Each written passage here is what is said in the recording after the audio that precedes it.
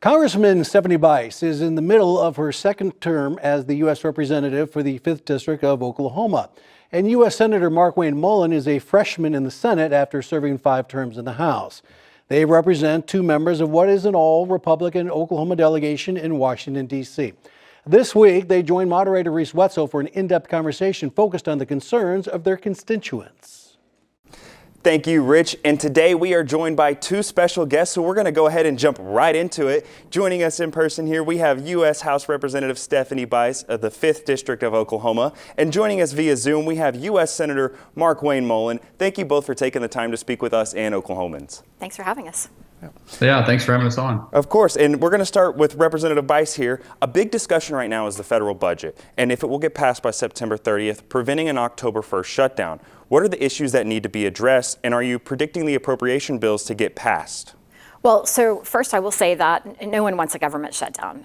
We do feel like, though, that over the last couple of years under the Biden administration, there has been a tremendous amount of money spent, which has increased our deficit, and we need to rein in spending. Republicans on the House side have looked at the budget and are trying to adhere to FY22 numbers, but also with rescissions that we're looking at from leftover COVID dollars, putting those towards important areas, including defense. We've passed one bill, full bill out of off the House floor. We have a couple of more that need to come through committee, but look, this is a negotiation. The Senate has also been working on their appropriations bills, and the idea is that we'll come together, go to conference, and try to find a middle ground for where we want to see spending for the next fiscal year. My gut tells me that it's likely we'll have a continuing resolution, or at least a short-term continuing resolution, to be able to get to conference, combine those 2 bills, and then move forward. All right, Senator Mullin, I want to turn to you. What say you about the budget? What should the priorities be, and what do you foresee happening? Yeah, I agree with Stephanie on this. The Senate did pass all 12 appropriation bills. I will say it's going to be very difficult for the House to actually pick up what we have done, and so if the House were to pass a separate appropriation bill, and then the Senate, then that also means we got to go to conference, and there's not enough time for us to conference these bills together and actually be done by September 30th. So I feel very strong too. Unfortunately, we're going to be doing a continuing resolution on this, a CR, just because we're just so far apart. Chuck Schumer is carrying Joe Biden's water by making the bills as far left as he can possibly make it, putting language in there that we call killer bills that could be put in when it comes to the floor on amendments, and that would prevent the House most definitely from being able to vote on it. So as much as I hate a continuing resolution, I really feel like that's probably what we're going to do, even though we do a short-term one, which is what typically happens. We do a short-term one, we do another short-term one, and we'll get towards the end of the year, and that we may try to do one big package, an omni package that passes some of them. I don't know if that can even happen too, because I don't think we're going to be so far away from what the House can carry. And thank goodness that the House has Speaker McCarthy and the Republicans leading it, because there's no telling what we would get done and what type of spending levels they would have if there wasn't some checks and balances with the Republicans leading the House. But I don't see us being able to get together on all 12 bills. And so we may be able to find a way forward on some of them, like the NDAA, but I feel pretty strong we're going to do a CR on most of it. And if I could follow up with that, you ask about what's the priority. I think certainly defense. We've seen our adversaries make some moves that I think, give us pause. Right. So making sure that we're investing in our military is incredibly important, which is why we're wanting to plus up defense, increase spending on that front. And with the continuing resolution, what you're essentially saying is that we're going to continue the spending from last Congress, the same amount. We really don't want to do that. So I think you're going to see a big focus on trying to push forward the defense spending bill and get it across the finish line. Yeah, well, speaking of, let me just add to what she means by what Stephanie's talking about by plussing up. If we do a CR that holds spending levels at where they're at, and it doesn't account for inflation. Underneath the Biden inflation, you've seen roughly a 16% inflation costs across the board. That means all the projects we have going on. That means all the investments that we're doing this time last year. We can't fund it all because there's not enough dollars because of the inflation that's hit us. Now, as I said, in some industries, the inflation is actually up to 30%. So we have to do a plus up because we're making this transition from this war on terror to now this conventional warfare. And the conventional warfare is much more expensive. Conventional warfare, what I mean is that we've got to worry about stuff in the air and stuff in the ocean and under the ocean, where with the war on terror, we didn't. So the war on terror, we didn't have to worry about air defense. We didn't have to worry about our jets in the sky, really, because we were the only ones controlling the sky. We didn't have to worry about the defense and with our submarines or with our carriers out on the ocean. With conventional warfare, we're going to be fighting possibly a conventional adversary, which would be China or Russia. And so it's a lot more expensive to make the changes we have to have. And so we have to invest in that, because without the biggest and the baddest military out there, then you can't have peace through strength. And that kind of brings me to a point here about the National Defense Authorization Act. I'll ask you both this. Is this kind of the thought process that went behind this act whenever it was being created? Absolutely. You know, Chairman Rogers on the House side is very focused on making sure that our military service members have the tools and resources necessary to be able to protect this country from a national security perspective moving forward. And so plussing up or increasing the spend on the defense side was a focus for him.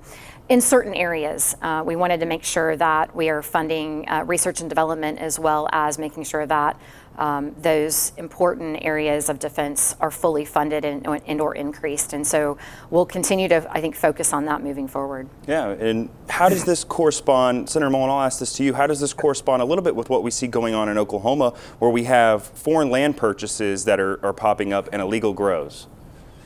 Well, illegal grows and foreign land purchases are kind of similar, but really two separate issues. When you have foreign purchasing of farmland, understand that that's not directly the China or Chinese buying it. It's not directly from some foreign adversary buying it. What typically happens is they buy these through shell companies, or they buy these through buying groups, which they have hedge funds where they have invested in heavily. And so it takes a while to find out who's behind that hedge fund, because it could be 3 or 4 people deep before we actually find that the majority of this organization is owned by some oligarch from Russia or some billionaire from China that has direct ties with the Communist Party there. And so it's very hard for us to pay attention to it. So what we do, and we did this also inside the NDA, is make sure that we're paying attention to all the land sales that's around critical spaces. So, for instance, our navigational channel and some of our lock and dams, purchases around Altus Air Force Base or our airports out by Lawton at Fort Sill, or Vance Air Force Base in Enid, or the ammunition depot in McAllister, or even Tinker Air Force Base. So those are strategic areas for us inside Oklahoma.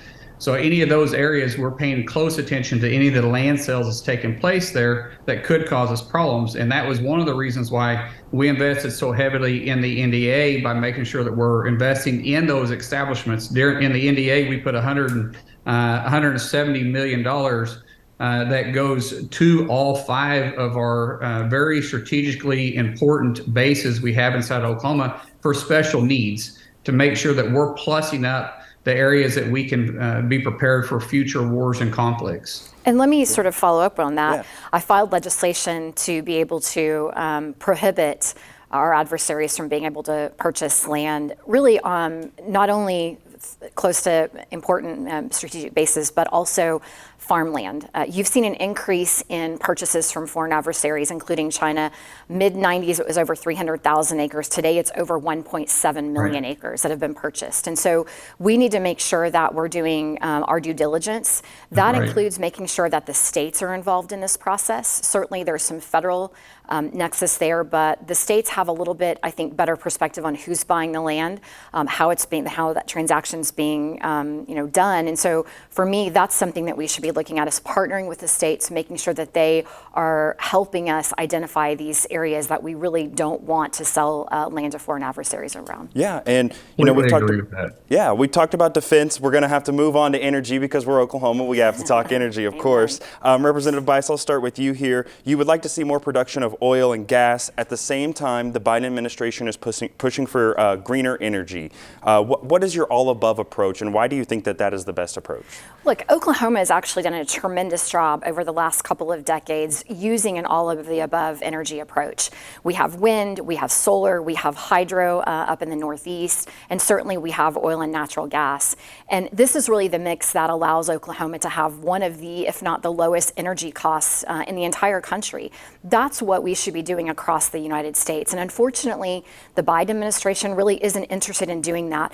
They are anti-fossil fuel, including natural gas, which is a clean fossil fuel. And because of that, it's driving up energy prices. They're looking to focus on renewables, mainly solar and wind. And what I would remind viewers is that investing in solar has its downsides, because many of the minerals that are required to build the panels to put up are actually mined in China. So we are making this country more reliant on our adversaries for energy, and we shouldn't be doing that. Oklahoma is abundant with energy opportunities, and we should be focused on domestic energy production, not foreign. Yeah, and I want to just add, what about production of those minerals in the U.S.? How does that happen? There is some discussions around making sure that we're helping production, reshoring some of the mineral mining that's been done across the world. There are opportunities right here in Oklahoma that are up and coming, and I'm looking forward to supporting those. All right, Senator Mullin, let's get your thoughts on the U.S. energy policy. Well, let's unpack some of the stuff that Stephanie just said on the mining. We absolutely have the resources here to be able to do it. The problem is, with the current administration, it's impossible for us to get it permitted.